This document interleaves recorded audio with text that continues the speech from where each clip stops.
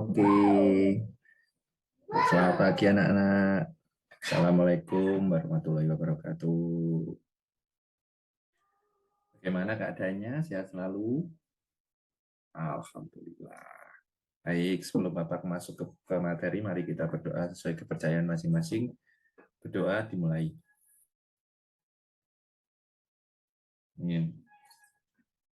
Oke, baik anak-anak. Di sini Bapak mau memberikan materi tentang baterai. Ada mata pelajaran teknik dasar otomotif. Oke, Bapak akan menjelaskan yang pertama yaitu fungsi baterai. Baterai merupakan bagian yang sangat penting pada sistem kelistrikan mobil karena baterai berfungsi untuk menyimpan arus sementara yang kemudian digunakan untuk memenuhi kebutuhan arus listrik pada peralatan listrik mobil, diantaranya sistem starter, mesin, sistem pengapian, lampu-lampu, dan komponen kelistrikan lainnya. Ya, untuk tipe baterai dibagi menjadi dua, yaitu baterai primer dan sekunder. Baterai primer yaitu baterai yang mempergunakan satu kali penghancurkan bahan melalui proses kimia untuk menciptakan energi listrik. Contoh itu ya baterai tabung, kayak gitu. Ketika tegangan baterai telah dialirkan, semua keluar untuk dipergunakan, maka baterai harus diganti seluruhnya. Baterai primer banyak digunakan pada torches dan radio. Oke, yang kedua yaitu baterai sekunder, adalah baterai yang mempergunakan proses kimia. Baterai sekunder dapat diisi kembali sehingga dapat menyediakan arus tegangan secara tetap tanpa harus mengganti baterai. Baterai sekunder banyak digunakan pada otomotif dan peralatan kapal. Oke, selanjutnya konstruksi baterai. Dalam satu sel baterai terdiri dari plat positif dan negatif, pol positif dan negatif, separator, elektrolit, rumah baterai. Plat-plat baterai dalam satu sel baterai terdiri dari plat positif, terbuat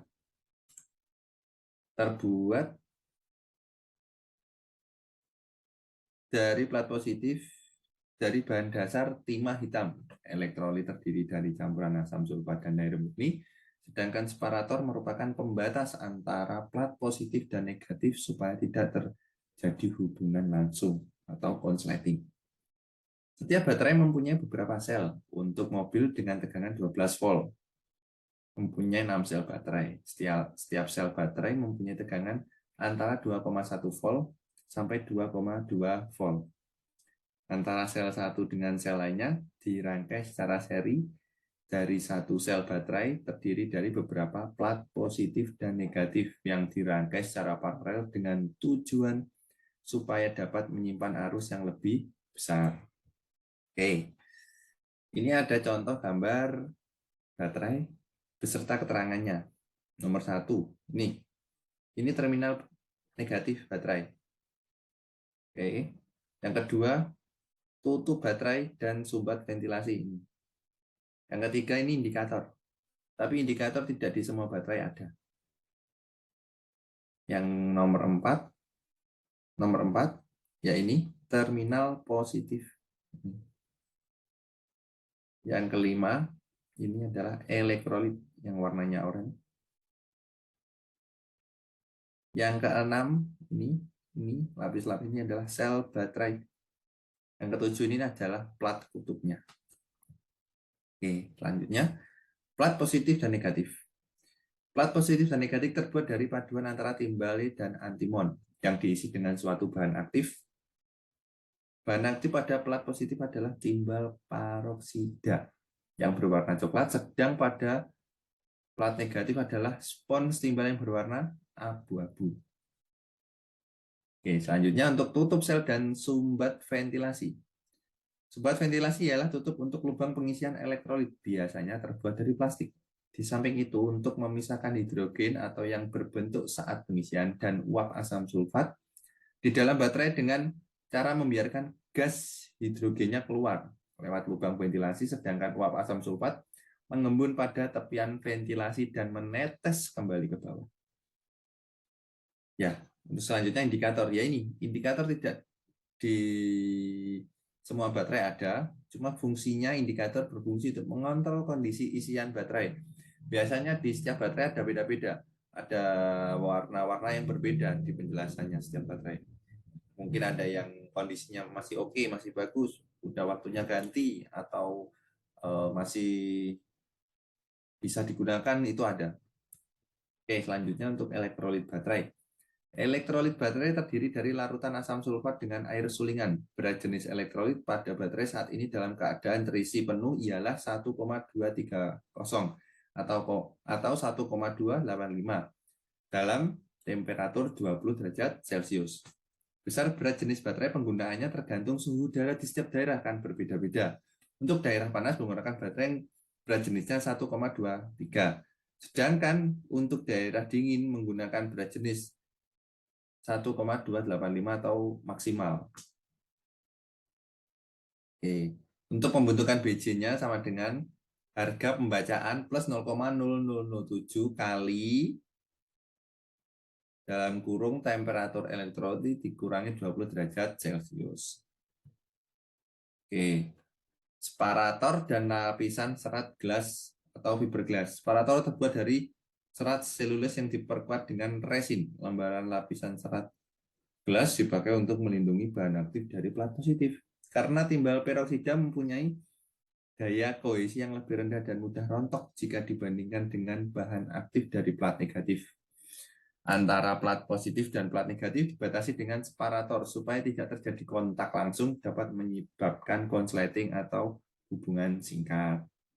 Oke, selanjutnya yaitu kotak baterai. Kotak baterai terbuat dari bahan ebonit atau plastik yang berfungsi untuk menampung kelengkapan baterai. Setiap kotak baterai terdiri dari beberapa sel, tergantung tegangan baterai. Untuk baterai 6 volt terdiri atas 3 sel. Dan untuk baterai 12 volt terbagi atas 6 sel. Maka, kotak baterai terdapat garis tanda permukaan atas dan bawah atau upper lower, yaitu untuk melihat seberapa banyak air aki yang masih ada di dalamnya. Plat-plat posisinya ditinggikan dari dasar dan diberi penyekat, tujuannya agar tidak terjadi hubungan singkat atau konsleting apabila ada bahan aktif seperti timah dan lain-lain rontok dari plat.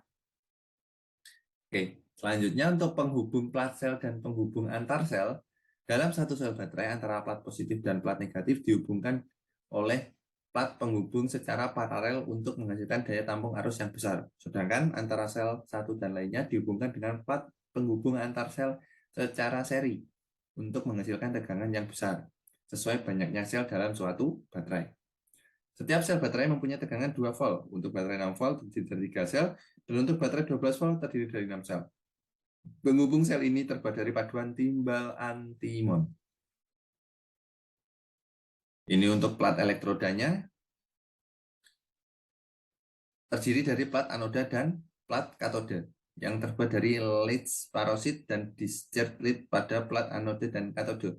Secara respek, setelah serbuk lead dan serbuk lead oxide powder merekat dengan larutan asam belerang, maka dia akan menyebar pada plat metal alloy grade, dikeningkan dan berubah bentuk.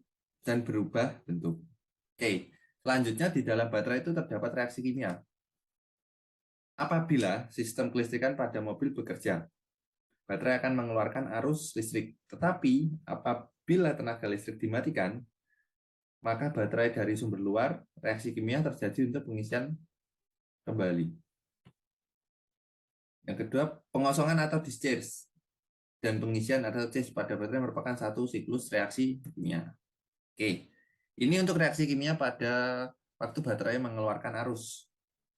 Reaksi kimia saat pengosongan arus baterai yaitu PbO2 plus 2H2SO4 plus PbA/PbSO4 plus 2H2O plus PbSO4,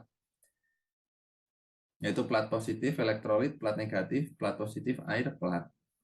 Pada waktu pengisian mengeluarkan arus listrik atau discharge, timah hitam pada plat positif maupun plat negatif bergabung atau bereaksi dengan SO4. Ini SO4-nya. Terdapat dalam elektrolit, sehingga pembentukan PbSO4 atau sulfat timah hitam. Dengan adanya reaksi tersebut, elektrolit H2SO4 atau asam sulfat sedikit demi sedikit menjadi H2O atau air. Akibat elektrolit berkurang konsentrasinya, berat jenisnya pun akan turun. Nah, ini untuk reaksi kimia pada saat pengisian atau charge, yaitu PbSO4 plus 2H2O plus PbSO4 PbO2 plus 2H2SO4 plus Pb. Nah, untuk reaksi kimia pada saat pengisian, yaitu selama pengisian arus listrik ke dalam baterai arahnya berlawanan sehingga mengakibatkan kebalikan reaksi. H2SO4 terpisah dari PbSO4 pada tiap-tiap plat, sehingga plat positif akan terdapat PbO2 dan plat negatif terdapat Pb. Dalam reaksi ini H2SO4 akan terbentuk kembali di dalam elektrolit sehingga berat jenisnya naik. Oke, selanjutnya untuk pengukuran berat jenis baterai. Alat yang digunakan untuk mengukur berat jenis baterai adalah hydrometer. Besar berat jenis baterai antara 13,8 sampai dengan 14,2, yaitu untuk hydrometer. Cara menggunakan hydrometer digunakan dengan cara menekan memencet balon karet. Bentar, saya Bapak tunjukkan anak-anak bentuk hydrometer secara visualnya. Ya, seperti ini hydrometer. Ya, ini hydrometer. Oke, ini hydrometer. Ya, dengan cara menekan dan mencet balon karet. Kemudian pipa diambil dimasukkan ke sel baterai dengan perlahan. Dan balon karet dilepaskan sehingga elektrolit masuk tersejut ke dalam tabung kaca. Pada saat itu pelampung kaca akan terapung pada larutan elektrolit. Oke, untuk membaca hidrometer, pada pembacaan hidrometer mata harus sejajar dengan permukaan seperti ini. Larutan atau cairan dalam tabung kaca apung terdapat angka kalibrasi dan dapat membaca akurat sebagai graviti dan elektrolit. Jadi di sini nih ada angkanya. Nanti akan Bapak jelaskan melalui video pembelajaran. Ya, di sini ya Bapak hanya memberikan keterangannya saja. Oke, spek gravitasi pada suhu 25 derajat Celcius. Oke. Untuk penjelasan materi Bapak pada pagi ini sampai di sini saja. Untuk penggunaan alat hydrometer akan Bapak jelaskan melalui video pembelajaran. Baik, anak-anak sampai di sini. Terima kasih atas perhatiannya. Wassalamualaikum warahmatullahi wabarakatuh.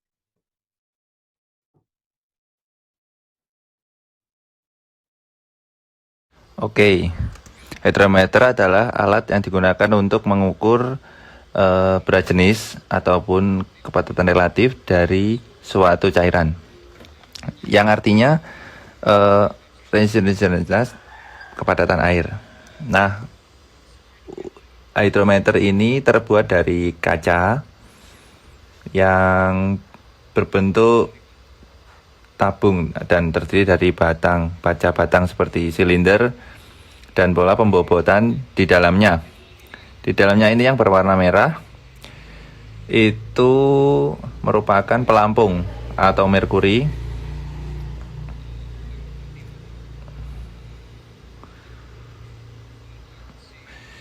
Jadi itu adalah fungsinya untuk agar penampung dan cairan yang akan diuji dihisap melalui tabung ini dengan cara menekan karetnya ini, karet penghisap ya, yang masuk dari ujung. Dari ujung. Setelah itu cairan akan masuk ke tabung dan pelampung akan mengapung dan mengambang dan akan menunjukkan besar berat jenisnya. Cairan kita ukur. Kita akan mengukur berat jenis cairan elektronik baterai dan indikator pengukuran terdapat pada pelampung. Jika cairan permukaannya sejajar warna merah, berarti ya baterai perlu di-recharge. Kalau di berat jenis di fair itu sedang, itu tidak terlalu buruk, dan good itu untuk artinya dalam kondisi yang baik baterai. Dan di area itu pula terdapat angka yang menunjukkan besar berat jenis elektrolitnya yang kita ukur. Oke. Untuk mengukur yang pertama-tama kita harus tekan dari penghisapnya semaksimal mungkin. Kemudian ujungnya kita masukkan ke dalam aki. Langsung, nah ini cairannya akan naik. Oke, terhidap masuk ya. Dari sini, maka dari situ pelampung akan mengambang dan akan menunjukkan hasil dari pengukuran berat jenis. Maaf ini agak error dikit.